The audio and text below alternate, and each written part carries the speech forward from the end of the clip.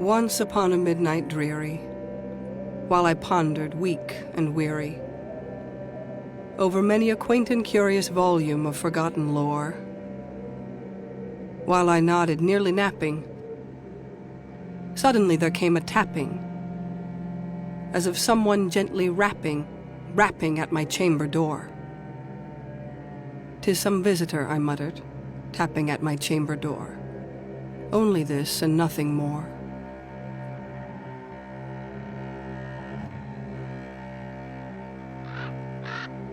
Ah, distinctly I remember, it was in the bleak December, and each separate dying ember wrought its ghost upon the floor.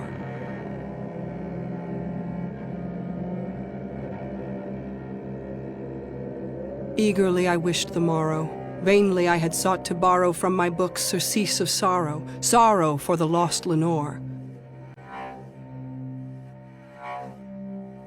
for the rare and radiant maiden whom the angels name Lenore, nameless here forevermore.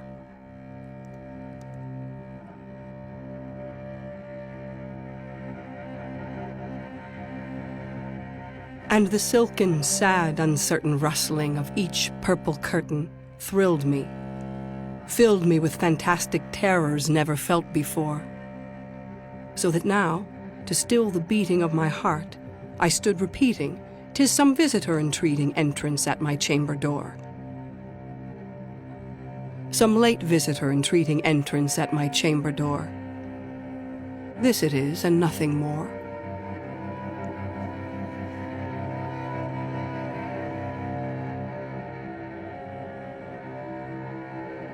Presently my soul grew stronger, hesitating then no longer. "Sir," said I, "or madam, truly your forgiveness I implore.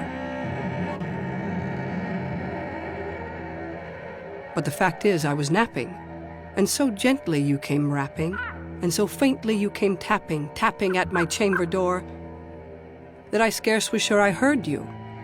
Here I opened wide the door. Darkness there, and nothing more. Deep into that darkness peering, long I stood there, wondering, fearing, doubting, dreaming dreams no mortal ever dared to dream before.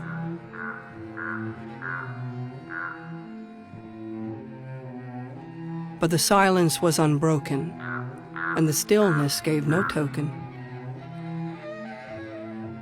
And the only word there spoken was the whispered word, "Lenore." This I whispered, and an echo murmured back the word, "Lenore." Merely this and nothing more.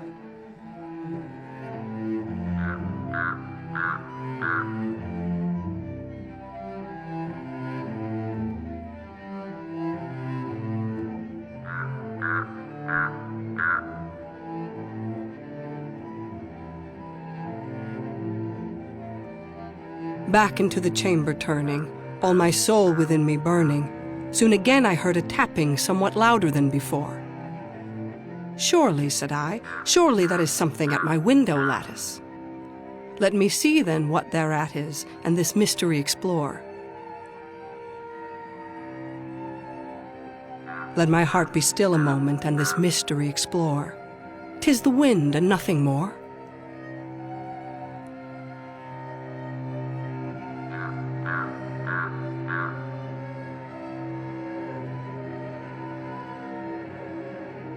Open here I flung the shutter, when, with many a flirt and flutter, in there stepped a stately raven of the saintly days of yore.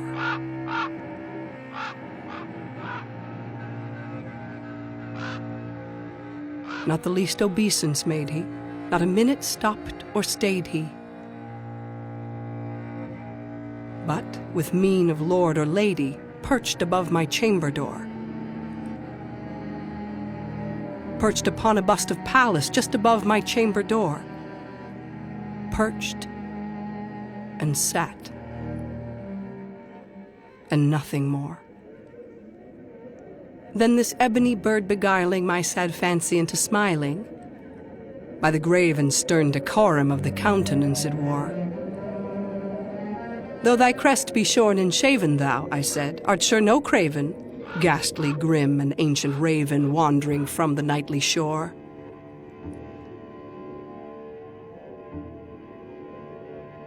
Tell me what thy lordly name is on the night's Plutonian shore. Quoth the raven, Nevermore.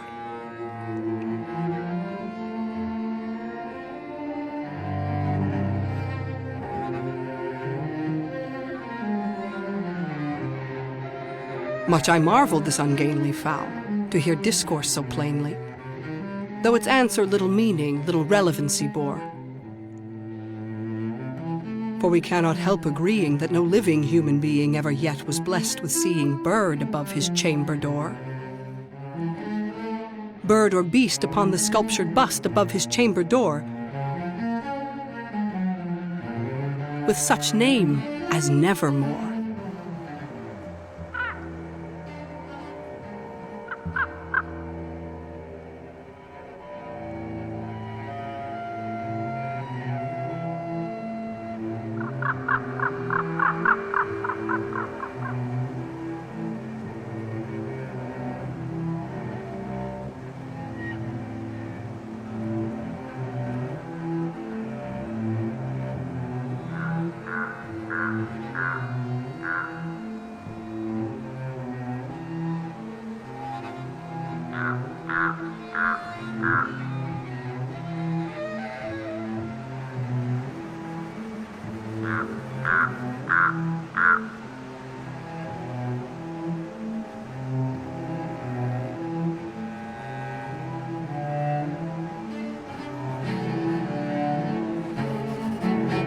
But the raven, sitting lonely on the placid bust, spoke only that one word, as if his soul in that one word he did outpour.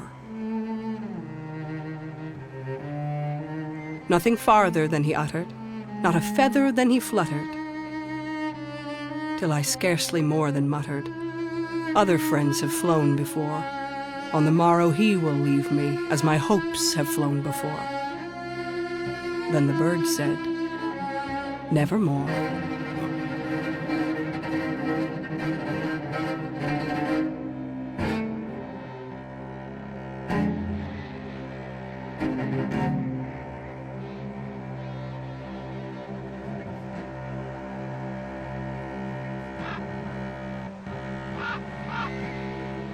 Startled at the stillness broken by reply so aptly spoken.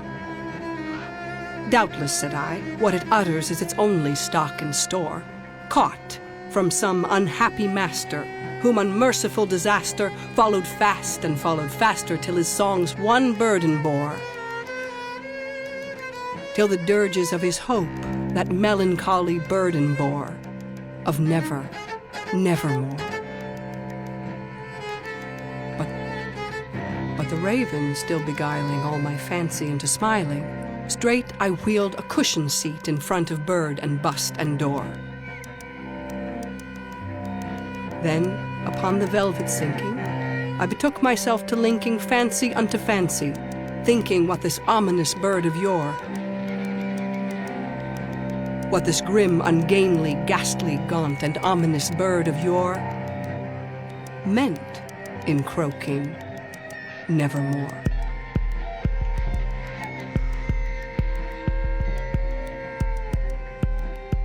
This I sat engaged in guessing, but no syllable expressing to the fowl, whose fiery eyes now burned into my bosom's core. This and more I sat divining, with my head at ease reclining, on the cushion's velvet lining that the lamplight gloated o'er,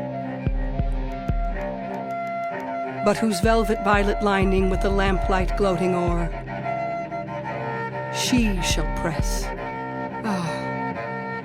nevermore.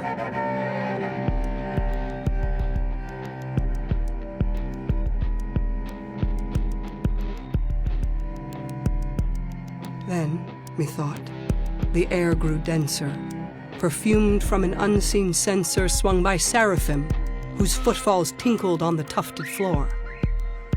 Wretch, I cried, Thy God hath lent thee, by these angels he hath sent thee respite, respite and nepenthe from thy memories of Lenore.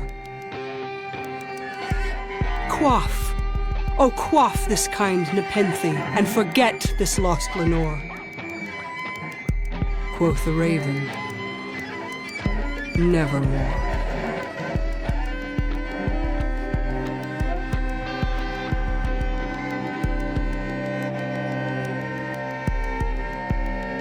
Prophet, said I, thing of evil, prophet still if bird or devil.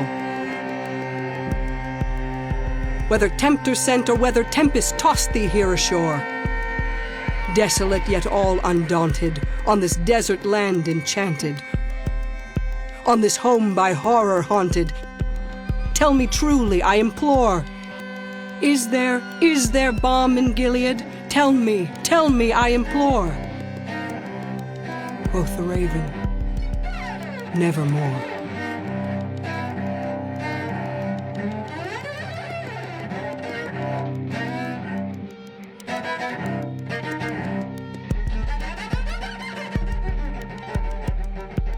Prophet, said I, thing of evil, prophet still, if bird or devil, by that heaven that bends above us, by that God we both adore, tell this soul with sorrow laden, if, within the distant Aidenn, it shall clasp a sainted maiden whom the angels name Lenore.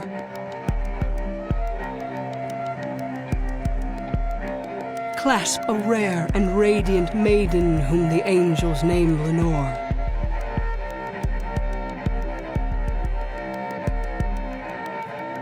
Quoth the raven, nevermore.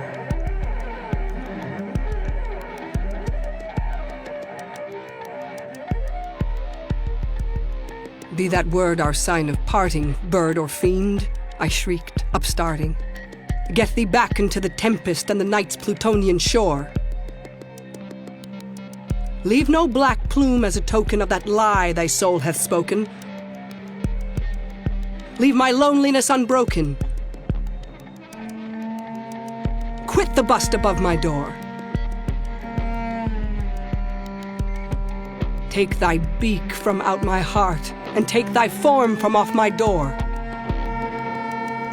Quoth the raven, nevermore.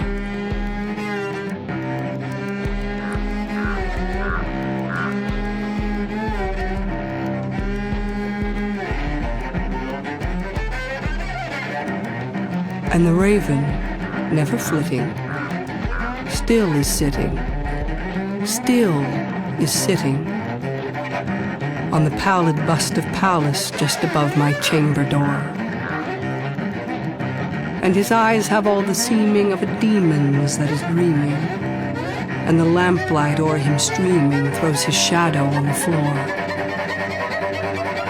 And my soul from out that shadow that lies floating on the floor shall be lifted nevermore.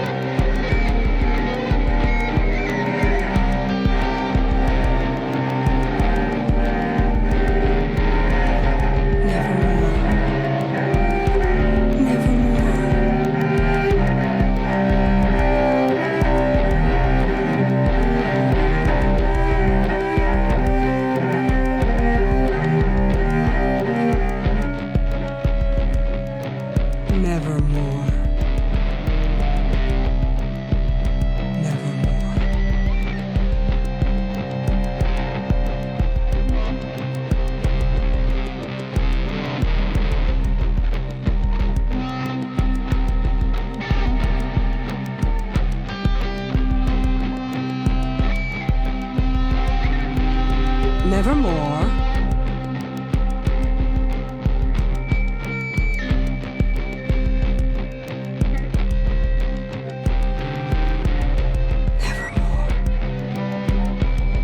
nevermore.